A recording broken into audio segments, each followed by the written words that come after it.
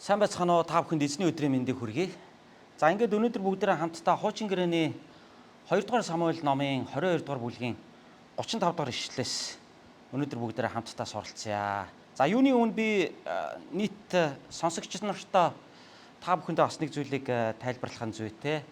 За манай гэр бүлийн хувьд Нью-Йоркд ирээд үйлчлээ эхлүүлээд яг 1 жилийн нүрийг үзлээ. За энэ хугацаанд 50 гаруй удаагийн номлол хийсэн байна. За тэгээд 50-аад удаагийнхаа номлолоор үндсэндээ Лук номынхон одоо эзэн Есүс Христийн заасан сургаалт үлгэрүүдийг бол зааж дууссан байна. За ингээд өнөөдрөөс эхлүүлээд арай өөр сэдвүүдээр бүгдээ хамтдаа эзний үгээс суралцаж эхлэх болно. За тэгээд ялангуяа өнөөдөр 2 дугаар Самуэль 22-ын 35 дугаар ишлэлээс та бүхэнтэй би хуваалцахаар шийдлээ. За ингээд тус ишлэлийг би та бүхэнд чангаар уншаа. Тэр гарыг минь толлдаанд бэлтгэдэг. Тиймээс гар шуу минь хүрэл номыг тахилгаж чаддаг. За би дахиад энэ ишлэгийг уншъя. Тэр гарыг минь толлдаанд бэлтгэдэг. Тиймээс гар шуу минь хүрэл номыг тахилгаж чаддаг гэсэн. За ийм үгийг энэ үгэн дээр хэлсэн байна. Тэгэхээр би өнөөдөр эзний үгийг та бүхэнтэй Давид шиг бэлтгэгд гэдэг сэдвээр хаалцахыг хүсэж байна. Давид шиг бэлтгэгд гэж. За Давид хаан бол Израилийн түүхэнд гарч ирсэн хамгийн агуу хаадын нэг байсан. Израильчууд бол Давид хаандаа маш хайртай. Одоо гэрн хэдэн мянган жилийн дараа гэхэд Израильчууд Давид хааныгаа эрхэмлэн дээдлэн хүндэлсээр байгааг бид нар мэдж байна. Иерусалим хотод яваад очих юм бол Давидын ятаг гэд ятганы томоо хөшөө байж байна. Өнөөдөр Израиль улсын далбаан дээр бас Давидын одны зураг бас байж байна. Ер нь Израильчууд өөрсдөө Давидын одоор юудичүүд өөрсдөө бэлэгдэж харуулдаг байгаа. За манай монголоор бол Давид хаан бол Израилийн Чингис хаан юм а гэж бид нар бол ойлгож байна.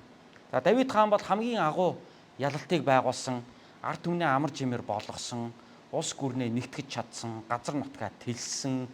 Үнэхээр Израильчуудын хүслийг биелүүлсэн. За дээр нь ард түмнийхээ ийхүү хүслийг биелүүлсэн ийм сайн хаан, агуу хаан байгаа зогсохгүй.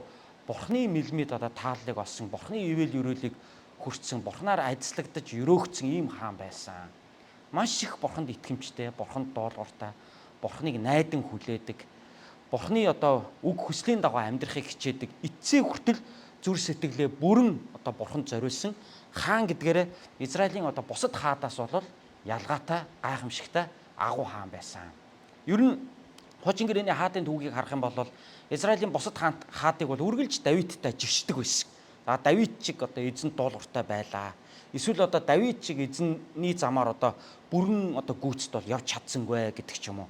Ингээд бусад хаадыг бол Давидын хэмжүүртэй бол үргэлж л жишиж хэмжиж тухайн хааны чанар чансааг тухайн хааны замналыг тухайн хаан бурханд хэрхэн итгэмжтэй байсан гэдгийг бол Давидтай жишин зөөрлүүлэн ингэж авч үздэг. Ийм гайхалтай хаан байсан. За тэгээд Давид хаан өөрийнхөө амьдралын үнэхэрийн том амжилтанд хүрсэн амьдралынхаа төгсгөл хэсэг рүү өнөөдөр бидний уншиж байгаа нь 2 дугаар Самуэль номон дээр гарч байгаа 2 дугаар Самуэлийн 22 дугаар бүлэг дээр гарч байгаа энэхүү дуулалыг тэрээр бурханд өргөн дуулсан байдаг.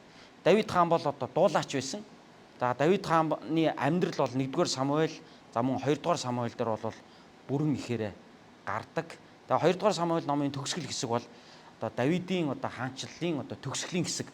Давидын хувьд бол бүхий л амжилтынхаа оргил дээр хүрсэн тэр цаг үедээ бурханд өөрийнх нь амьдралд хийсэн бүхний төлөө өөрийнх нь амьдралд өгсөн тэр агуу амжилт бүрийнхаа төлөө магтан дуусан ийм дуулал бол энэ 2 дугаар Самуэль 22 дугаар бүлэг болон 23 дугаар бүлэг дээр үргэлжлүүлэн гарсан байдаг. За ийхүү Давид өөрийнхөө агуу амжилтыг бурхнаар өргөгдсөн агуу амжилтыг тэмдэглэн бурханд алдар магтаал хүндлэлийг өргөн дуулах явцдаа тэрхүү дунд нь өнөөдөр бидний уншсан энэ 22-ын 35 дугаар ишлэл дээр тус үгийг хэлсэн байна. Тэр гарыг минь толлдаанд бэлтгэдэг. Тиймээс гар шуу минь хүрэл номыг тахилгаж чаддгаа гэж хэлсэн байна. Тэр бурхан Давидыг бэлтгэсэн талаар Давид энэ дээр айгүй тодорхой өгүүлсэн байна. Тэгэхээр Давид гинт гарч ирээл гинт ялаал гинт амжилтанд хүрсэн хүн байгаагүй. Тэр бүх амжилтанд хүрэхийн тулд бурхнаар бэлтгэгдсэн байжээ гэдгийг бид харж байна. Тэр үүнийг Давид магадгүй тухайн цаг үедээ ч ойлгоогүй байсан баг. Харин амжилтын оргилд насны нэг тодорхой төвшөнд очисныхаа дараа Саул Давид хаан өөрийнхөө одоо амьдралыг эргэж нэг харахтаа үнэхээр бурхан түүнийг өөрийг нь бэлтгэжээжээ гэдгийг Давид бол ойлгосон байна. Тэгэхээр бурханаар бэлтгэгдсэн учраас Давид хожим агуу ялалтанд хүрсэн байна гэдгээ Давид өөрөө ойлгосон байна. Тийм ч учраас энэ одоо хэсэг дээр юу гэж хэлж байгаа юм гэхээр тэр гарыг минь толдаанд бэлтгэдэг. Тиймээс гар шуум нь хүрэл номыг тагийлгаж чаддаг гэж хэлсэн байна. Тэгэхээр хүрэл номыг одоо ингээд ившээлгээд татаад тийм ээ одоо ингээд сум тавьж харуулах хэмжээнд номыг ингэж хойш нь татна гэдэг бол тийм одоо амархан хүний хийждэг зүйл биш. Одоо манай Монголд бол одоо манай үндэсний сорын харваагаар бөхчүүд хүртэл одоо номыг ингэж татаж хойш нь ившээлгэж номыг ингэж одоо номруулан татаж бол ер нь чаддаггүй шүү дээ. Үүнд чинь одоо бяр орхоос гадна бас эвдүү бас ордог. Тэгэхээр Давидын хувьд бол одоо энийг ингэж сурсан байна тийм ээ. Үнэхээр тэр хүрэл номыг одоо тахийлгаж сурсан байна. Ингэж сурахт нь бурхан түүнийг бэлтгэсэн байна. Тэгэхээр аливаа бэлтгэлжилтэнд цаг хугацаа ордог. Аливаа бэлтгэлжилтэнд зовлон жаргал хослон ордог. Аливаа бэлтгэлжилтэнд бол уналт босолт байдаг. Энэ бүгдийг Давид одоо туулан явсаар эцэст нь одоо амжилтын тодорхой түвшинд амжилтын одоо өндөр оргил дээр Давид бол гарчээ. Тэгээ эргээд өөрийнхөө амьдралыг залуу насныхаа амьдралыг эргээд дүгнэхдээ бурхан өөрийг нь бэлтгэсэн байна гэж Давид харсан байна. Тэгж Давид ойлгосон байна. Тэгэхээр одоо энэ ганцхан ишлэл дотор Давидын бүхий л амьдрал одоо багтаад орсон байна л да. Тэр хүрэл номыг тахийлгаж чаддаг гэдгээр Давид зүгээр нэг сорын харвааны тухай яриаг нь ойлгомжтой.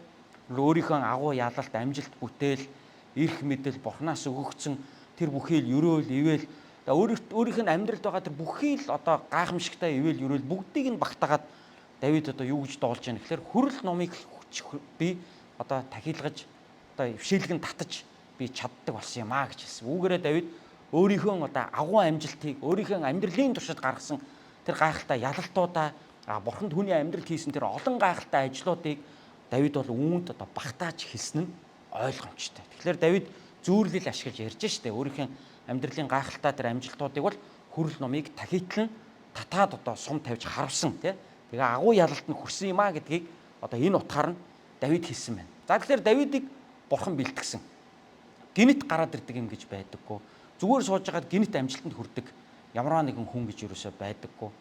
1980 онд Дархан аврага цэрэн тогтох анх одоо наадмын төрөг аваад за 78 онд нь төрүүлээд улсын арслан цолтой болсон байсан. Тэгээд 80 онд нь дахиж төрүүлээд Монгол улсын аврах цолыг аваад Цэдэн Балдаргаас шагналаа гардаж авч яхад Цэдэн Балдарга цэрэн тогтох аврагыг хараад гайхаад гоё үгийг хэлсэн байдаг. Хүмүн чи чинь гинт хаанаас гараад ирвэ гэж хэлсэн байдаг. Тэгэхээр яагаад тэгж хэлсэн бэ гэхээр тэрний өмнө бол нөгөө хоёр мөнх аврах чинь наадмын төрөг бол одоо ерөөсө дандаа ингээд ээлжлэл аваад нэг нь үзүүрлээл нэг нь төрүүлээл дараа жил нөгөөх нь төрүүлээл нөгөөх нь үзүүрлээл ингээл ерөөсө завсар чөлөө өгөхгүй хоёр мөнхийн одоо ноёрхол явж исэн баян мөнх авраг мөнхт авраг хоёрыг та нар бүгдээрээ мэдчихэж байгаа. Дархан аврагууд адилхан бас тийм ээ. За гэтэл одоо залуу аврах цэрэн тогтох тэр үед одоо хүч төрөн гарч ирж одоо ард түмний одоо хайртай бүх болж бас одоо од болон гялалзан гарч ирж исэн. Тэгэхэд Цэдэн Балдарга түүнийг юу гэж одоо хэлж исэн бэ гэхээр хүмүн чи чинь гинт хаанаас гараад ирвэ гэж хэлж исэн. Тэгээ хүмүүс бидний амжилтыг харахтаа гинт гараад ирлээ л гэж боддог. Харин тэр амжилтанд хүрэхийн тулд бид хэрхэн бэлтгэгдсэн бэ гэдгийг хүмүүс мэддэггүй. Харин бурхан биднийг бэлтгэждэг. Тэгээ бид бэлтгэгцээр хүмүүсийн хардгаар бол хүмүүсийн ойлгодгоор бол бид гинт л гарч ирдэг тийм. Гинт л гарч ирэл гинт л амжилтанд хүрчихэж байгаа юм шиг. Бид нар Давидыг мэднэ шүү дээ. Давид гинт л Израилийн одоо ард түмний нүдэн дээр Голиаттай одоо нэг залуу гарч ирэл тулалдаад Голиатыг ялаад нэг одоо агуу авраг одоо Израилийн түүхэнд бол төрж ирснийг бид мэднэ. Тэгэхээр мэдхгүй хүмүүсийн нүдэнд бол Давид гэдэг залуу гинт л гарч ирж байгаа шүү дээ. Гэтэл бурхан Давидыг бэлтгэжсэн юм байна. Бэлтгэсэн учраас хожим Давид хүрэл номыг одоо татаж дийлжээ тийм ээ. Давид бол агуу ялалтанд бол хожим хүрчээ. За тэгэхээр энэ ишлэл бол дараах одоо асуултыг одоо автоматар өөрөөсөө төрүүлнэ. Тэрний юу вэ гэвэл бурхан Давидыг хэрхэн бэлтгэсэн болов? Бурхан Давидыг яаж бэлтгэсэн болов? Ер нь Давид хааны амьдрал Библиэлд бол маш их гарсан байдаг. Одоо Израиль ба Юдагийн бусад одоо хаадуудын амьдралтай зөвлөлөх юм бол Давидын одоо амьдрал бол одоо Библиэд одоо хамгийн ихээр одоо бичигдэж, тэмдэглэгдэж үлдсэн. Давидын амьдралтай холбоотой түүний амьдралын одоо баримт фактуудыг бол бид Библиэс илүү олонтоо харах, судлах боломжтой. За тэр ч утгаараа Давидын амьдралыг ингээд том зургаар нь аваад үзэх юм бол Бурхан Давидыг дараах 5 зүйлээр дамжуулан бэлтгэжээ гэдгийг бид нар мэдж байна. Дараах 5 зүйл дээр Бурхан Давидыг бэлтгэжээ.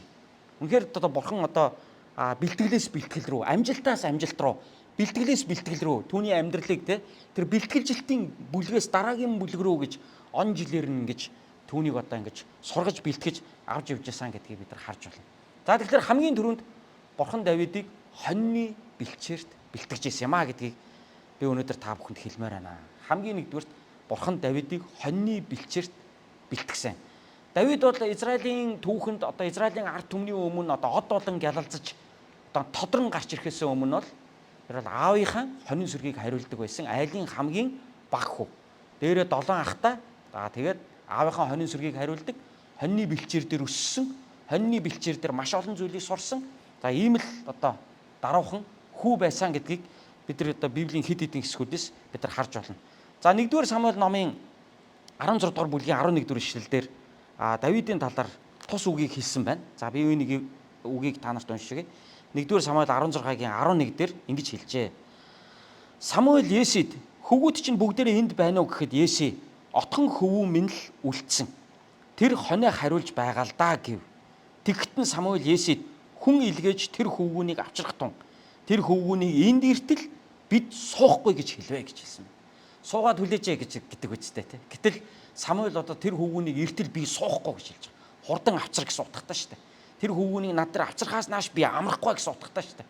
Давид хаана байсан гэсэн чинь хөдөөхээр эцгийнхээ хоныг хариулаа явчихсан. Хончин хүү байсан гэдгийг бид энэ ишлээс тодорхой харж болно. За өөр бас Давидын амьдралыг дүгнэж хэлсэн гайхалтай нэгэн ишлэл бол Дуулал номын 78 дугаар бүлгийн 70-аас 72 дугаар ишлэл байна. Дуулал 78-ын 70-аас 72. За тус ишлэл дээр бас зарч Давидыгаа сонгон хоньны хашаанаас авсан. Хурагтай хондыг даган явхаас болиулан өөрийн ард түмэн Яаковыг өөрийн өв Израилийг хариулуулахаар тэрээр Давидыг авчирсан. Ингээд Давид тэднийг үнэнч сэтгэлээр хариулж гарынхаа ураар удирдсан билээ гэж хэлсэн. Амен. За тэгэхээр Давид хэн байсан бэ? Давидын яг одоо үндсэн мэрэгжил нь яг юу байсан бэ? Тэр бол хончин залуу байсан. Хончин хүү байсан. Хончин залуу байсан. Тэгээ түүнийг одоо хургтай хондийнхаа араас даган явдаг багт нь хонио хариулаад хоны бэлчээр дээр байж хахт нь Бурхан түүнийг Израилийн удирдагч байлгахаар, Израилийн агуу хончин байлгахаар Бурхан түүнийг сонгож авсан байна.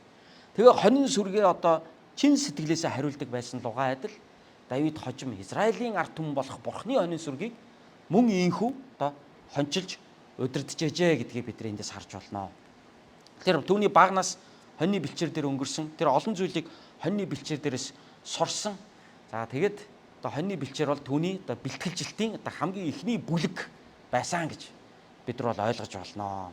За манай монголчууд ярьдаг. Манай монголчууд бол малчин ард түмэн. За хонь мал гэдэг бол бидэртээ бол одоо маш ойр бидний ахуй соёл байдаг. За ер нь малчин хүн бол мянган мэрэгжлийн эзэн гэж манай монголчууд ярьдаг. За жишээлбэл цагуурч, хамгаалагч, ургамал судлаач, их баригч, манаач, анчин гэх мэт одоо малчин хүний хийхгүй зүйл гэж юусоо байдаггүй. Тэгээ энэ бүгд зүйлийг хийж ээж одоо малчин хүн мал сүргээ хамгаалдаг, дээшлүүлдэг, хариулдаг, тийм ээ, төллүүлдэг. Одоо мал сүргээ олвол одоо өсгдөг. Тэгэхээр мал сүргийг одоо өсгөж сайн малчин, сайн хончин байхын тулд хончин хүн, малчин хүн гэдэг бол мянган мэрэгжлийн эзэн байдаг гэж. Тэгээ за тэр ч утгаараа Давид баг залуу наснаасаа одоо хонь хариулж өссөн гэдэг утгаараа амьдралын маш их туршлагатай олон зүйлийг одоо сурч мэдсэн ийм одоо залуу байжээ гэж бид нар бол харж байна. За тэгэхээр сонирхолтой нь Давидын амьдралыг бүр ингээд нарийн судлаад үзэх юм бол бас дараах 5 зүйлийг Давид одоо хоньны бэлчээр дээр сурсан болохыг бид нар харж байна. За хамгийн нэгдүгürt Давид хаан бол маш чадварлаг хөгжимчин байсан. Тэгэхээр тэр хоньны бэлчээр дээр их цагаа өнгөрөөж одоо хондоо даган явж тэ хонио хариулж ингээд одоо хончлол хийж явах үедээ Давид бол одоо олон ийм давхар одоо олон зүйлсүүдийг сурж мэдсэн байдаг. Тэр нь хожим өөрийнх нь ажил, амьдрал, үйлчлэл үнэхээр чухал одоо үүрэг гүйцэтгсэн ийм чухал одоо амьдралынх нь суур одоо хэсэг бол энэ цаг үе байжээ гэдгийг бид нар харж байна. Тэгэхээр хамгийн нэгдүгürt Давид хоньны бэлчээр дээр байж байхдаа одоо хөгжимдөж сурсан. Босоо ятхыг одоо хөгжимдөж сурсан байдаг. Тэр ч утгаараа Давид хаан бол одоо дуулал номын маш олон дуулуудыг бичсэн байдгийг бид нар мэднэ шүү дээ. Дуулал номны зарим бүлгүүд нь Давидын дуулал утсан хөгжмөөр энэ төргээд эхэлж идгийг та нар олонтоо харж исэн бах гэж бодож байна. Тэгэхээр дуулал номоор дамжуулан бурхан Давид бурхныг магтан дуулж өөрийнхөө зүрх сэтгэлийг эзэнд одоо ярьж, даатгаж, өөрийнхөө нөхцөл байдал, баяр гуйныг, харуусал, тийм ээ, аз жаргал, сайн сайхан, зовлон жаргал бүхнээ одоо бурхантай хуваалцсан дуулж байсныг бид нар олонтоо дуулал номоос бид нар хамтдаа харж болдгоо. За би та бүхэнд яг 1-р Самуэль 16 дугаар бүлгийнхаа 18 дугаар ишлэгийг би уншиж өгье. 1-р Самуэлийн 16-гийн 18. Энэ дээр Давидыг тодорхойлж хэлсэн маш чухал тодорхойлолт гардаг.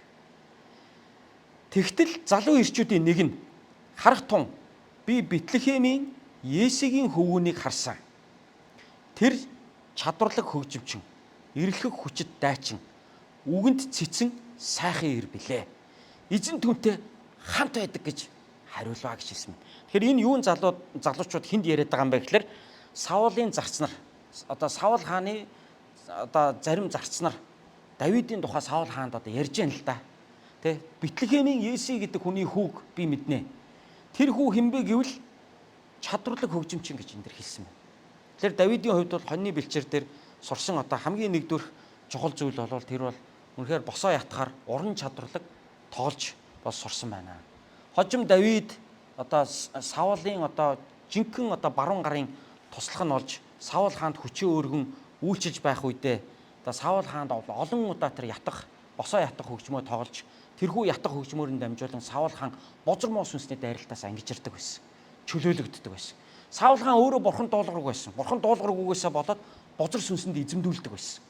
Тэгээ энэ ийм байдалтай байх үед нь Давид ятгаа авчраад Саулын өрөөнд хажууд нь суугаад ятгаа тоглох үед бозар сүнс Саулыг орхин оддог байсан байна. Үүнгээр хөгжмөөр дамжуулан ариун сүнс ажилтдаг гэдгийн нэг тод илрэл, нэг тод жишээ бол Библиэлд бол ингэж гардаг. Тийм учраас өнөөдөр одоо бид нар эзнийг магтан дуулж, эзнийг магтах болгондоо бид нар хөгжим, аялгау, гайхалтай сайхан аялгуунуудаар бид нар эзнийг хамтдаа магтдаг шүү дээ. Магтаалаар дамжуулан Бурхны ариун сүнс бидний дунд байж, биднийг тайвшруулж, биднийг эдгээж, биднийг чөлөөлж, биднийг үнэхээр ивэж, бидний эзэн дотор магтаалаар дамжуулан босгож яадаг. Тийм учраас Христ итгэгчдийн хувьд магтаал гэдэг бол үнэхээр чухал. Тийм учраас магтаалын одоо хөгжим, аялгау, магтаалын дуу гэдэг бол Христ итгэгчдийн хувьд маш чухал сүнслэг хүчин зүйлс байдаг юм аа. Тэгэхээр Давид үүнийг хаан сурсан юм? Давид хоньны бэлчээр дээр л сурсан. Хоньны бэлчээр дээр одоо тэр үед ямар гар утас ухаа суух биш. Ном уншаа суух биш. Тэр үед бол одоо бидний уншдаг шиг ийм ном бол байгаагүй. Тэр үед бол одоо янз янзын тоглоом бас хөгжиг байсан үе. Тэр үед одоо хоньны бэлчээр дээр байгаа хүүхд юу хийх вэ? Гэртээ байгаа хөгжмөө авч яваад хоньныхоо захаа хонио эдээшлүүлээд одоо хонио ингээд одоо тогтоогоод хажууд нь хөгжмөө хөгжимддэг байсан. Магадгүй тэр хонин сүрэгтэй энэ хөгжмийг тоглож сонсгодог байсан. Хонин сүрэг нь Давидын одоо тоглож байгаа энэ хөгжмийг сонсоод одоо хонин ч гэсэн сайхан тайвширж тогтдог байсан бахаа гэж бол бодож байна. Тэгэхээр бурхан Давидыг хоньны бэлчээр дээр бэлтгэжсэн. Ингэж бэлтгэхдээ бурхан Давидыг чадварлаг хөгжимчин болгожээ гэдгийг бид эндээс харж болно.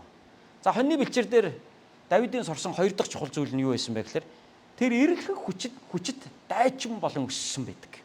За түрүүний бидний уншсан 1-р Самуэлийн 16 дугаар бүлгийн 18 дугаар ишлэл дээр цааш нь үргэлжлүүлээд хэлсэн шүү дээ. Давидыг тэрээр чадварлаг хөгжимчин гэж хэлээд таслал аваад үргэлжлүүлээд эрэлхэг хүчит дайчин гэж Давидыг тодорхойлж байна.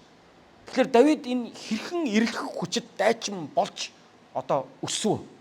Хэрхэн одоо эрэлхэг хүчит мундаг дайчин ир болж хөгжвөө, тэ?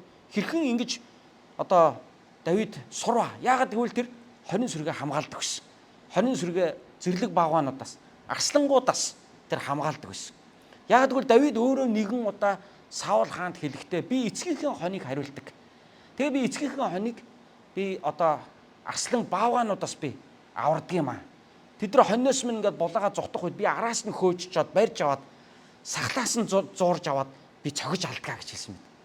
Заахын Давид бол мэдээж үүнийг жоохон уран сайхны аргаар хэлсэн бах. Эсвэл зүгээр Давидын энгийн хэлсэн үгийг нь Библиэд бичгтээ одоо утга уянгийн өнгө аяс оруулан бичсэн байх талтай шүү дээ. Одоо манай нууц товчоо шиг тийм ээ. Нууц товчооны зарим хэсгүүд бол яг тэгж хилэгдээгүй ч гэсэн хожим түүнийг зохиосон хүн бол тухайн үеийн үйл явдлыг толгой холбон шүлэгчлэх эсвэл одоо яруу найргийн өнгө аясаар бичсэн тохиолдол байдаг. Тэгэхээр Давидын хувьд бол ямар ч байсан арслан баавгааг бол одоо хөөн зайлуулж өөрийн сүргийг бол авран хамгаалдаг байсан. Тэгэхээр хоньны бэлчээр дээр Давид юу сурсан бэ гэвэл сүргээ хамгаалж сурсан. Сүргийнхаа төлөө тулалдаж сурсан. Сүргийнхаа төлөө эр зоригтой байхыг сурсан байна.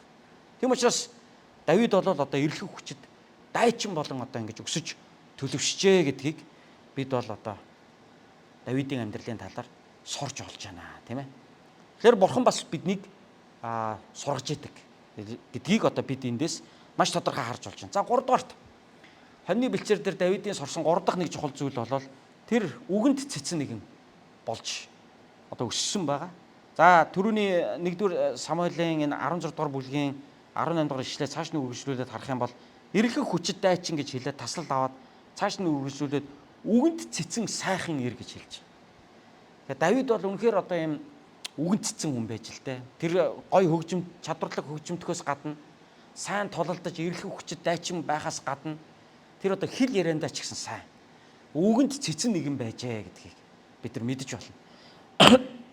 Тэгэхээр Давид хаан ингээд учиргүй уран илтгэл тавиал, учиргүй одоо ингээд сургаал номлоол, учиргүй одоо ингээд гой үлгэр домог яриал, Давид хаан одоо ингээд бусдыг сургамжлал, сургаал айлдаал гэсэн ийм түүх бол одоо Библиэлд байхгүй.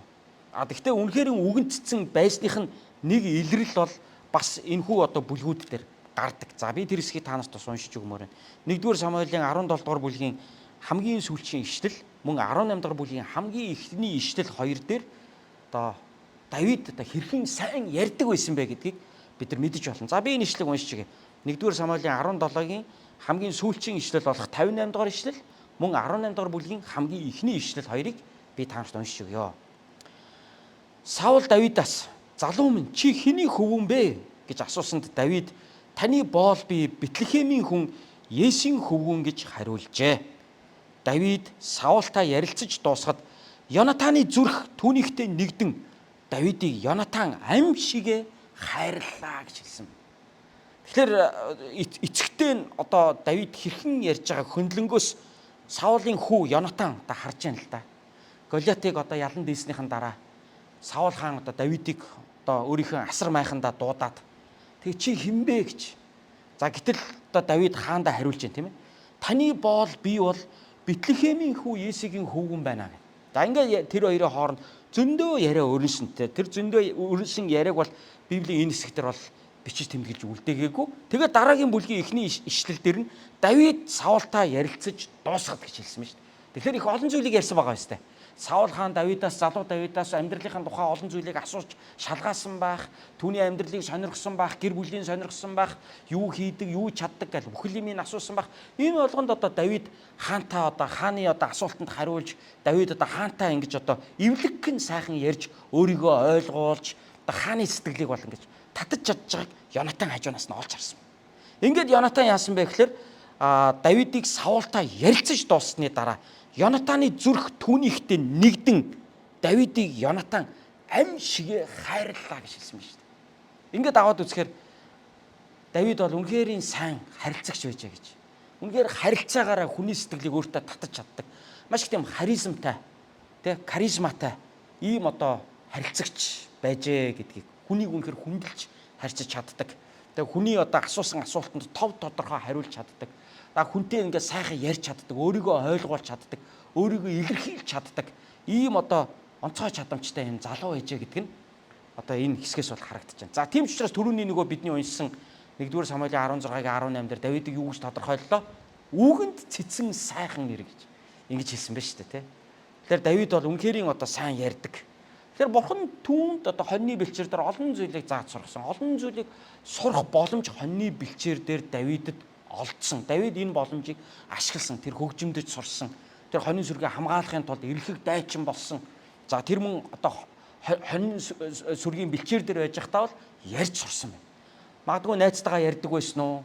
Эсвэл одоо хонь малтайгаа ярьдаг байсан уу? Одоо тэрийг бол одоо хэлж мэдэхгүй. За ямар ч байсан гэртээ одоо нохоод хижээдэг, гэрийн тэжээвэр амтан одоо ингээд тижээж өсгдөг хүмүүс бол айгүйх одоо ингээд амтантайгаа ярьж байгаа байдлыг хардаг. Манай гэр бүл ихэд л 7-8 жилийн турш гэртээ юм жижиг нохоод хижээж байсан. Тэгэхээр хүн чинь сүүлд ингээд нохоотойгоо ярьдаг болчтой юм билээ. Нохооч эзнийхээ сэтгэлийг аягүй сайн ойлгодог. Ер нь эзнийгээ баяртай байна, ууртай байна, эсвэл одоо өөрийг нь магтж гэн гэдгийг бол одоо амьтан бол аюулгүй сайн ойлгодог. Яг үг үгээр нь мэдээж ойлгохгүй гэхдээ тэр эзнийхээ ярианы тэр өнгө тоон, эзэн одоо тэр ямар байдлаар нүүрнийх нь хувирал ямар байна гэдгээс амьтан бол одоо эзнийхээ зүрх сэтгэлийг мэдэрдэг. За зарим үгийг ч гэсэн аюулгүй сайн тогтоодог шүү дээ. За тийм ч учраас одоо бос суу, яв, ид уу одоо тийм ээ зүгээр бай, томоотой бай гэх мэтлэн үгнүүдийг амьтад хүртэл одоо ингээд сурж байгаа. Тэгэхээр харилцан яриа гэдэг бол хүнийг өөрийг нь хөгжүүлэхээс гадна хүний дэргэд байгаа амьтныг хүртэл тийм ээ ингээ хөгжүүлээ ачиж байгаа байхгүй. Тэгэхээр Давид 20 сүрэг дээрээ байх үедээ өөрийнхөө хайртай хурга, өөрийнхөө хайртай хоньтойгоо магадгүй өөрийнхөө мөрөөдлийг тийм ээ найзтайгаа ярьж байгаа юм шиг ярьдаг байсан байж болно. Тэгэхээр Давидын хувьд бол үнэхэрийн одоо үг хэлний хөгжсөн одоо ийм залуу байжээ гэж бид нар мэдж болно. Ер нь одоо илтгэх урлаг бол суурин соёл иргэншилтэй одоо улс орнуудад анхлан хөгжсөн гэж ярьдаг штэ. Гэхдээ би бол үүний эсрэг байр суурьтай байдаг. Яг бол манай ард түмэн бол одоо нүүдэлчин соёл иргэншилтэй малчин ард түмэн бидний өвөг дээдс бол тийм. Тэгээ бид бол суурин соёл иргэншилгүй. Гэхдээ манай ард түмний дунд ийм аман зохиол, үлгэр туйс домог. За ялангуяа одоо тэр нөгөө түргэн хиллэгүүд айгүй хөгжсөн байсан. За та нар багада түргэн хиллэг Монголын одоо Монгол үндэсний түргэн хиллэгүүдийг та нар зөндөө сонсч байсан баг. Хил ам яриа зөвшөөрөх. Эний чинь малчин ард түмэн сэтэж гаргаж ирсэн.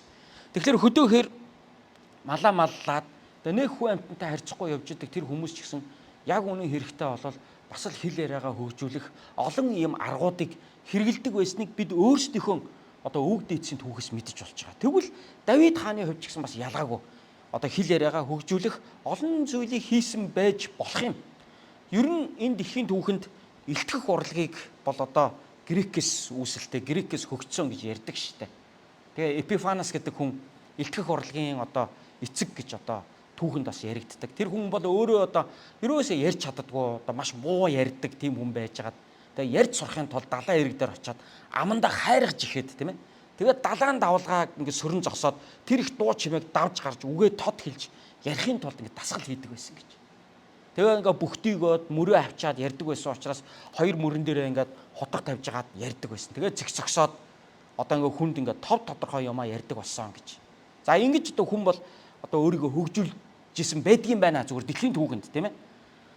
Давид ямар арга хэрэгснээ мэдэхгүй. Гэхдээ л Давид хаан бол ярьж сурсан нэгэн байсан. Тэр үгэнд цэцэн нэгэн байжээ. Тийм ч учраас Давидын одоо дуулал гэдэг одоо дуулал номон дээр байгаа Давидын дуулалуудыг бид харах юм бол Давид бол одоо үнэхээр дотоод сэтгэлээ өөрийн үгээр ингэж уран яруу үгээр илэрхийлэх чадамжтай нэгэн байжээ гэдгийг бид нар эндээс харж чадхаар байгаамаа. За ингээд хоньны бэлчээр дээр Давидын сурсан 3 дахь зүйл бол тэр бол үгэнд цэцэн байхыг сурсан нэгэн байжээ гэж бид нар харж байна. За 4-дүгürt Давид одоо хаан болохоос өмнө хоньны бэлчээр дээр одоо өсвөр насндаа мөн залуу насндаа хонь хариулаад явж байхдаа түүний сурсан 4 дахь чухал зүйл бол үнэнч сэтгэлийг Давид хаан бол сурсан байна. Үнэнч сэтгэлийг Давид хаан сурсан байна. За би түрүүн та бүхэнд уншсан шүү дээ. Дуулал номын 78 дугаар бүлгийн 70-аас 72 дугаар ишлэгийг уншсан. Бас зарц Давидыгаа сонгон хоньны хашаанаас авсан. Хурхтай хондыг даган явхаас болиулан өөрийн ард түмэн Яаковыг өөрийн өв Израилийг хариулуулахаар тэрээр Давидыг авчирсан. Ингээд Давид тэднийг үнэнч сэтгэлээр хариулж гарынхаа ураар удирдсан билээ гэж хэлсэн. Давид Израилийн ард түмнийг удирдах тэдний хаан нь байхдаа үнэнч сэтгэлээр энэ ажлаа хийсэн. Энэ юу гэсэн үг вэ гэвэл Давид хурхтай хондын араас даган явхдаа тэр хончин байхдаа эцгийнхэн хонин сүргийг үнэнчээр хариулдаг байсан юм байна гэдгийг бид нар эндээс харж байна. Бид нар мэдж байна. Тэгэхээр Давид багадаа өөрийнхөө хонин сүрэгт үнэнч сэтгэлээр энэ ажилдаа хандж исэн бол хожим том болоод Бурхан түүнийг Израилийн хаан болгох үед тэр хааныхаа алба үүргийг тэр ард түмнийг хончлох энэ агуу ажлыг өөрийнхөө үнэнч сэтгэлээр хийсэн байна гэдгийг бид нар олж мэднэ. Тэгэхээр Давид бол хонин сүргийг хариулахдаа бол тууштай, итгэмжтэй, тийм ээ. Одоо аавынхаа өгсөн үүрэг даалгаврыг үнэнчээр биелүүлдэг, хонин сүргийнхаа төлөө өөрийгөө зориулдаг, хонин сүргээ хамгаалдаг, хонин сүргээ хамгийн сайнаар сэтгэл зүрхээ зориулан хонин сүргээ хариулдаг ийм хончин байсан учраас хожим тэрээр 90 цент хүрээд агуу хаан болохын цагт яг энэ сурсан одоо тэр төлөвшлөл нь өөрөө одоо Давидын одоо тэр агуу хаанчлалд одоо түүний үг хэл яриа, аливаа хандлага, аливаа бодлого тодорхойлох, улс орноо удирдах энэ бүхэн дэрний илэрж гарч ирж байгаа байхгүй. Тэрнээс худал хуурамч нэгэн байж байгаа л хаан болонгуудаа үнэнч нэгэн болцсон гэж бид нар ойлгож болж чадахгүй. Хүн ер нь багасаа ямар төлөвшөлтөө өснө, өтөл болтлоо тэр зангаа тавьдгүй гэдгийг та нар мэднэ шүү дээ ер нь. Тийм ээ. Тийм учраас хүүхдийг ер нь хүнийг багдан сургах хэрэгтэй. Багдан сургах юм бол хөгшөрсөн ч тэр сурсан зүйлээ тавьдаггүй. Багадаа үнэхэрийн одоо муу зуршилтай нэгэн байсан бол өтөл болсон ч тэр зуршлаасаа салж чадахгүй, хайж чадахгүй. Тэр төлөвшлэн, тэр муу төлөвшлэн өөрийг нь одоо ингээд орхихгүй дагж амьдралд нь одоо олонтой гай болж байгааг бид нар зарим хүний одоо зарим нэг юм хэцүү одоо хүмүүсийн одоо ажил амьдрал харилцаан дээрээс одоо харж байна. Гэтэл багадаа одоо ингээд зөв төлөвшлийг олж авсан нэгэн хожим тэр нь одоо өөрийнх нь ажил, бизнес, харилцаа, зорилгодоо хүрэх, гэр бүл те хайртай хүмүүстэйгээ харилцах гэдэг нь олон юмн дээр түүний одоо багадаа олж авсан үндсэн тэр сайн төлөвшил маш сайн суур болж өгч байгааг өнөөдөр бид нар харж байна. Тийм учраас тэр хүний гэрийн хүмүүжил ямар вэ?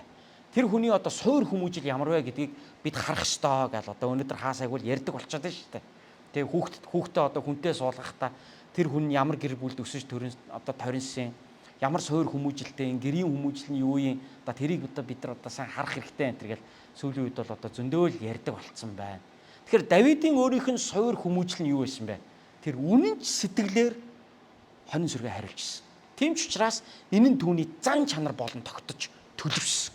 Тэгээ ийм төлөвшөлттэй хүн хожим Израилийн агуу удирдагч болохын цагт, Израилийн удирдагч болохын цагт тэр зөв удирдагч болж чадчих. Үнэхээр Бурхны хүн байж чадчих. Үнэхээр энэ зөв төлөвшлөлтөөр тулгуурлаад маш сайн хаан байж чадчих байгаа байхгүй. Тэгэхээр Давид хоньны бэлчээр дээр сурсан 4 зүйлийг бид нар ярьлаа шүү дээ. Чадварлаг хөгжимчин, эрэлхэх хүчит дайчин, үгэнд цэцэн мэргэн гэж. За энэ 3 бол дандаа юм чадвар авьяастай холбоотой зүйл яригдчихэв. Харин саяны ярьдаг энэ үнэт сэтгэл гэдэг бол зан чанартай холбоотой төлөвшлийн тухай асуудал яригдчихэв. Тэгэхээр сайн удирдагч гэдэг бол тийм ээ амжилтанд хүрсэн хүний бэлтгэлжилт гэдэг бол зөвхөн авьяас чадварын тухайд явдаг биш, бас зан чанарын хувьд ч гэсэн бэлтгэгдэж идэг юм байна гэдгийг бид нар харж байна. Тэгэхээр ямар хүн амжилттай сайн удирдагч болдог вэ? Ямар хүн жинхэнэ авраг болдог вэ? Ямар хүн үнэхээр жинхэнэ амжилтанд хүрч чаддаг вэ гэвэл авьяас чадвараар дээрээ ч мундаг мөн нөгөө талаар зан чанарын төлөвшлөлтөн ч сайн хүн энэ хоёр зүйл, энэ хоёр хүчрэх баг нь доороос нь тулж байгаа цагт тэр хүн бол амжилтын оргил дээр бол удаан тогтдгоо гэж бид нар бол одоо үүнээс мэдэх боломжтой байгаамаа. За 5 дугаарт нь өнөөдөр миний ярих сүүлийн 5 дахь зүйл Давидыг бурхан хоньны бэлчээр дээр бэлтгэж ээжээ. За тэгвэл хоньны бэлчээр дээр түүний сурсан 5 дахь зүйл нь юу байсан бэ? Урд дүйтэй удирдахгүй. Тэгэхээр Давид хаан бол урд дүйтэй удирдахыг сурсан хүн байна. Давид. За түрүүн уншсан штэ. Дуулал 78-ын 70-аас 72-ыг би уншсан. За хамгийн сүүлийн тэр 72 дугаар ишлэл дээр ингээд Давид тэднийг үнэнч сэтгэлээр хариулж гэж цааш нь үргэлжлүүлээд гарынхаа ураар удирдсан билээ гэж хэлж байна. Ард түмнээ гарынхаа ураар удирдсан гэж энэ дэр хэлж штэ. Тэгэхээр Давид хаан бол маш тийм одоо ур дүйтэйгээр одоо ард түмнээ удирдан жолооддог удирдагч байжээ гэдгийг эндээс бид харж байна. Тэгэхээр энэ юмны нэг ай ивийг олж хужир тунгийн тааруулж удирдахыг Давид хаанаас сурсан юм? Хонин сүргээс сурсан гэсэн үг. Үгүй хонин сүргээс ч юу ах вэ? Хонин сүргээ хончилж явахдаа тэндээс өөрөө сурч авсан зүйл байна гэж хэлэх гэж байна, тийм ээ. Та бүхэн айгуу сайн ойлгож байгаа хаа гэж бодож байна. Тэгэхээр манай мөнх чаргалах надад нэг хэлж ирсэн. Өөрчлөлт Монголын пастор мөнх чаргалах ах маань нэг сонин зүйлийг нэг хуваалцчихэж билээ. Зарим хоньнууд үгэнд ордог юм зөрүүд хоньнууд байдаг. Тэгэхээр сүрэг тастаад хонь дагуулж гүгээд идэг. Ингээд уул руу гарч гүгээл ингээд сүргээсээ тасраал ингээд ийшээ тийшээ яваад чонд бариулчих гал төөрж алга болчих гал. Тэгээ тийм хоньыг одоо яаж үгэндээ оруулдаг вэ гэхээр борцгаар тижиждэг гинэ. Тэгээ борцгаар тижижчихэр тийм хонь одоо ингээд ерөөсө хотноосоо холтгоо болчихдаг. Яг л эзнийхээ гараас нөгөө борцгаа идэг гэдэг. Тэгээ хонь дагуулж ингээд сүрэг тастаж ингээд авч яваад хаа болчихдаг гэж. Тэгэхээр эн чинь бас л нэг малч ухаан юм л да. Эн чинь бас л нэг урд дүй юм л да. Тэр ямар хонь вэ гэдэгт нь тааруулж тэрийг ингээд залаад нь штэ. Ивийн тааруулаад хужрын тунгаагаад ингээд нэг төгшөнд нь тааруулаад гэх юм уу? Тэ? Зан хандлагт нь тааруулаад учрыг олж харьцаад байна шүү дээ. Манай Малч ухаан гэдэг чинь. Тэгвэл Давид хонин сүрэгтэй ингэж хандж исэн бол хожим Израилийг хаанчлахдаа яг ингэж хандсан гэж бид нар ойлгож байна. Тэгэхээр тэр бол ур дүйтэй удирдахын одоо ухааныг бол одоо одоогийн өнөөдрийн бидний хэллэгээр бол тийм ээ ур дүйтэй удирдахын ухааныг бол Давид бол аль хэзээний өсөх одоо бага наснаасаа залуу наснаасаа тэр өөрөө хонин сүргээ удирдах хончилж явахдаа сурч мэдсэн байжээ. Хэрхэн одоо араатнаас хамгаалах уу? Хэрхэн одоо ширүүн бороо шуурганаас хамгаалах уу? Хэрхэн одоо хаана одоо сүргээ эдээшлүүлэх үү? Хизээ услах уу? Хизээ сүргээ хураах уу? Энэ бүхэнд чинь одоо төлөвлөгөө, ур ухаан үүнд ч орж байгаа шүү дээ. Хожим Израилийн хаан болсныхаа дараа ард түмнийг яаж хончлох вэ? Яаж удирдах вэ гэдэг ч гэсэн энэ дээр Давидаас бол одоо энэ чадвар, энэ чанар нь, энэ сурсан зүйл нь Давидаас бол төрөн гарч ирсэн гэж одоо илрэн гарч ирж байсан гэж бид нар бол одоо үзэж бас болох нэ. Давид амжилтын оргилд гараад амьдралынхаа одоо нэлээд өндөрлөгт очсныхаа дараа өөрийг нь одоо ивээсэн тэр бүхий л ивэлийн төлөө Бурхныг одоо магтсан. За ингэж магтахдаа та миний гарыг тулдаанд бэлтгэжээ. Тийм учраас миний гар хөрл номыгч татаж дийлдэг юм аа гэж хэлсэн байна. Бурхан Давидыг бэлтгэсэн юм байна. Тэгэхээр Давидын амьдралыг судлаад үзэх юм бол дараах 5 зүйл дээр Бурхан Давидыг бэлтгэсэн. Үлдсэн 4-ийг би дараагийн номлолуудаар ярих нэ. Өнөөдөр би зөвхөн эхний аргыг би ярьлаа. Бурхан Давидыг бага наснаас нь хоньны бэлчээр дээр бэлтгэжсэн гэдгийг бид нар харж болж байна. Хоньны бэлчээр дээрээс Давид дараах А, Б, В, Г, Д гэсэн 5 жижиг зүйлийг бас суржээ гэж тийм ээ.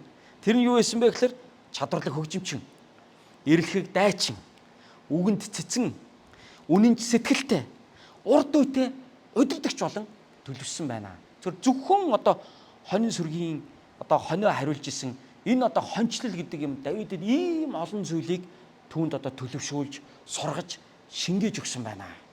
Өнөөдөр та юу хийдэг вэ? Ялангуяа өнөөдөр энэ номлыг сонсож байгаа залуучуудаа би бас урамшуулан зоригжуулахыг хүсэж байна. Магадгүй дүүмэн чи, залуу минь та өнөөдөр яг Бурхан таныг бэлтгэж байгаа хоньны бэлчээрийн бэлтгэлжилтийн тэр бүлэг дээрээ өнөөдөр таны амьдрал явж иж болно. Та оюутан байж болно. Та сурагч байж болно. Тийм ээ?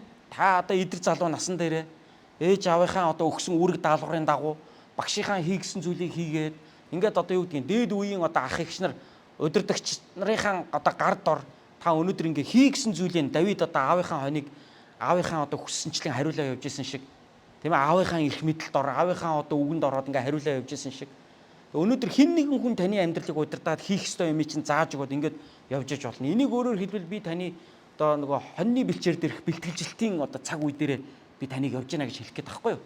Та үхэр хариулж ич болно шүү дээ. За хонь хариулаагүй байж болно шүү дээ. Хамаагүй. Би энийг зөвхөн хонь хариулдаг хүмүүст хандж хэлээгүй гэдгийг та маш сайн ойлгож байгаа. Бидний амьдрал өөрөө бага насандаа юуг хамгийн их сурсан бэ? Тэр зүйлээр чинь дамжуулаад танд зан чанарын ямар төлөвшөлт өнөөдөр сууж байна вэ? Та тэндээс юуг хамгийн сайн хийж чаддаг, хамгийн сайн мэддэг, мэдэрдэг болж өсөж байна вэ? Ямар сайн зан чанарыг таны туулсан энэ бага насны амьдрал, залуу насны чинь амьдрал, одоо яг туулаад гарч байгаа энэ залуу насны чинь амьдрал танд төлөвшүүлэн бий болгож байна. Энэ чинь таны ирээдүйг тодорхойлох болно. Энэ чинь өөрөө таны ирээдүйн амжилтын одоо тэр төвшинг тодорхойлох болно өөрөө. Тийм болохоор амьдралдаа талархалтай байгаараа. Та нарын зарим нь инженерийн гэр бүлд өсөж байгаа. Та нарын зарим нь хуульч одоо хүний үр хүүхэд болоод өсөж байгаа. Та нарын зарим нь одоо урлагийн одоо гэр бүлд өсөж одоо юм урлагийн одоо орчинд өсөж байгаа. Та нарын зарим нь бол одоо ингээд спортын одоо алдартай тамирчдын одоо гэр бүлд магадгүй өсөж иж магадгүй. Та нарын зарим нь одоо багшийн гэр бүлээс гаралтай байж болно. Та нарын зарим нь одоо юу гэдэг юм авиаслаг одоо мужаан гараар юм хийдэг хүмүүсийн одоо гэр бүлд өсөж төрөөд таны орчин ямар ч байж болно. Та тэр орчиндоо Давид шиг суралцж байгаа юу? Та тэр орчноосоо Давид шиг суралцгаа мартаагүй биз. Тэгэхээр та хараахан Бурхныг таньаагүй байж болно. Таны одоо төрсэн газар, таны гэр бүл, таны аав ээж, таны хийж заншиж сурсан бүх зүйл тэр үед та Есүсийг мэддэггүй байсан байж болно. Та Бурхныг мэддэггүй байсан байж болно. Харин Бурхан таныг мэднэ шүү дээ. Бурхан таныг тэгж удирдах байгаа шүү дээ. Бурхан таны амьдрал тэгж ажиллаа хийж байгаа шүү дээ. Тийм болохоор та өөрийнхөө залуу насыг эргээд харах юм бол та өөрийнхөө амьдралд зөв дүгнэлт хийж чадна. Та нарын зарим нь бидний зарим нь үнэхээр одоо бага залуу нас маань хэцүү амьдралаар амьдарсан. Ийм хүмүүс ч гэсэн байгаа. Сайхан амьдралаар амьдарсан ч гэсэн хүмүүс байгаа. Үнэхээр өөрийнхөө одоо тэр залуу насны амьдралаас нь сайхан зүйлийг олж харъя гэдэж мууд орсонч муухай бодлоод нь дүүрэн санагдах юм үе ч гэсэн зөндөө байгаа. Гэхдээ та үнэхээр залбираад бодоод үзээрэй. Тэнд өгөгдсөн Бурхны гэрэл байж л байгаа. Тэнд өгөгдсөн Бурхны мотор таныг урлаж шагалж, таныг хэлбэржүүлж исэн Бурхны гарыг та олж харах болно. Та тэрийг өсгөөрэй. Тэрний төлөө талархаарай. Тэрийг та хөгжүүлээрэй. Тэгвэл та амжилтанд хүрэх болно. Та заавал чадварлаг хөгжимчин байх албагүй. Давид чиг. Одоо үед бол та заавал юм эрэлхүү хүчит дайчин болоод Голиотыг дүүгүүрээр чулуугаар цохиж алаад эсвэл Арслан Баавгатаа үзэлцээл тийм дайчин баатар та биш үж болно. Магадгүй та нэг тийм сайн ярьдаг, хичээл заадаг, илтгэдэг, одоо номлодог ийм багш. Номлогч, илтгэгч та магадгүй та биш үж болно. Тийм ээ. Гэхдээ танд надад байхгүй өөр чадвар, магадгүй Давидэд байхгүй өөр чадварыг Бурхан танд өгч байгаа. Өгсөн л байгаа. Тэрийг сурах, мэдэх, тэр дотроо өсөх амьдралын боломж бололцоогоор Бурхан таныг нээлттэй хангасан л байгаа.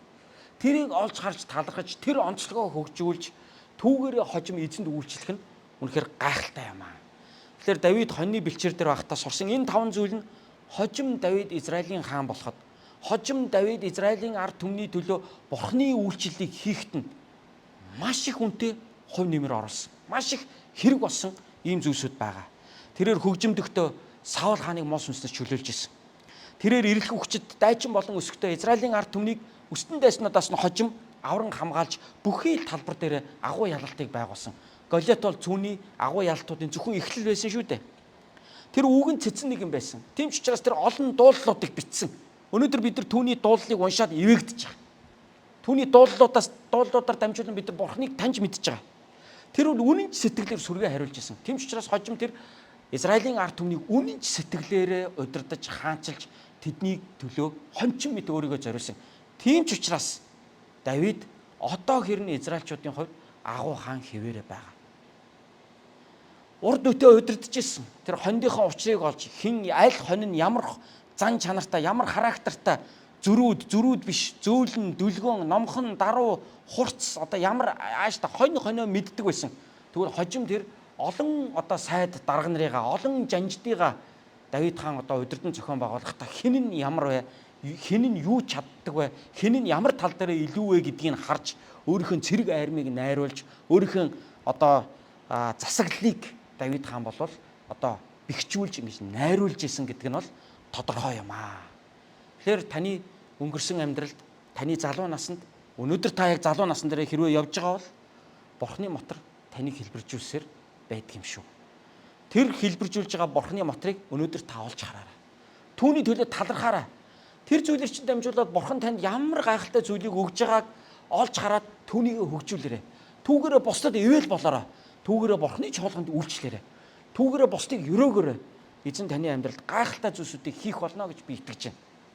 Би өнөөдрийн номлолынхаа төгсгөлд 2 хүүгийнхаа англи хэл сурсан талаар та бүхэндээ товчхон хуваалцахыг хүсэж байна. Би өөрөө сайн англи хэлтэй биш. Хүүхдүүддээ яг үнэндээ би англи хэл заагаагүй. Манай эхнэр бит хоёр англи хэл хүүгүүддээ заагаагүй. Хүүгүүд маань өөрсдөө багасаа одоо нөгөө Disney-гийн кинонуудыг үзээд, Pixar animation-ийн кинонуудыг үзээд, ер нь нөгөө Hollywood-ийн анимашн хөөрхөн кинонуудыг сургамжтай тэр кинонуудыг англи хэл дээр багасаа үзсээр хагаад ерөөхдөө бол хэлтэй болцсон. Тэгээ кинонуудыг давтаж үзсээр хагаад өөрөө тоглоод гүйж кинон дээр хэлдэг хэллэгнүүдийг хилцэн гүйж явдаг гэсэн. Та жоохон том болоод чи дүүгээ дагуулчих дүүтэйгээ англиар ярьчих гүйж явсан. Нөгөө дүү нь буцаагаад ингээ англиар нөгөө кинон дээр ярьдгаар нь хариулцсан ингэсэн явж ирсэн. Ингээд 2 хүн маань одоо англи хэл нь бол ингээ төрөлхийн юм шиг багасаа англи хэлтэй өссөн. Тэгээ энийг би зааж өгөөгүй л дээ яг үндэ. Тэгэхээр тэдний хоньны бэлчээр дээр Бурхан тэдэнд зааж өгсөн юм байгаа даахгүй. Энийг л хэлээд байгаа. Тэгээ манай гэр бүлийн хувьд энэ газар Бурханаар дуудагдан ирээд энэ газар бид өөрсдийн мишнийг биелүүлэхийн төлөө ингээ үйлчлээд явж байгаад өнөөдөр хөвгүүдийн маань англи хэл бидэрт маш олон үе таалгыг нээж өгч байгаа. Маш олон хүмүүстэй холбогдуулж өгч байгаа. Миний хийж чадахгүй, миний шийдэж чадахгүй олон зүйлийг шийдэх үе таалга нөхцөл бололцоог хөвгүүдийн минь тэр гайхалтай англи хэл өнөөдөр бүрдүүлж өгч байгаа. Үүнхээр Бурхан талархаж байгаа. Тэгээ би зааж өгөөгүй боловч Эзэн өөрөө хөвгүүдийн минь энэ зүйл хөвгүүдэд минь энэ зүйлийг одоо сурах боломж болцоо гэнэ. Олгожээ. Энэ нь хожим эргээд гэр бүлд маань тусалж байна. Өөрсдөнд нь эргээд хэрэг болж байна. Үүнийг харахтаа бурхан талархаж байна. Тэгэхээр заавал англи хэл биш л дээ. Таних өөр байж болно. Таны сурсан зүйл өөр байж болно. Тэр зүйлээ битгий голоорой. Тэр зүйл чинь бурханаас таны гарт өгсөн гайхалтай зэвсэг юм шүү. Түүгээрээ дамжуулан эзний нэрийг алдаршуулаарай. За ингээд өнөөдрийн номлолоо би энд хүрээд дуусгахыг хүсэж байна. Бурхан Давидыг бэлтгэсэн. Бурхан Давидыг хүрэл номыг тахидлан татаж чаддаг болтол нь бэлтгэсэн. Ингэж бэлтгэхэд хамгийн ихний зүйл нь хоньны бэлчээр байжээ. Хончин амьдрал нь байжээ. Хончин амьдралаараа дамжуулан Давид маш олон зүйлийг Бурханаар сургагдсан байжээ. Энэ бол өнөөдрийн эзний үг байлаа. За бүгдээ энэ цаг мөчид хамтдаа залбирцгаая.